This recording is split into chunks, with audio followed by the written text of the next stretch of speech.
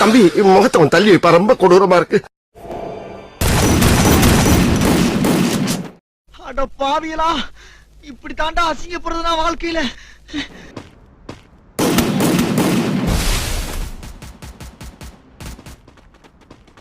என்ன இங்க நின்னுட்டு இருக்கிய? போங்கடா போங்கடா, போய் வேலையில பாருங்கடா. டிபார்ட்மெண்ட் மேல பூரா கோவமா இருக்கேன் நான்.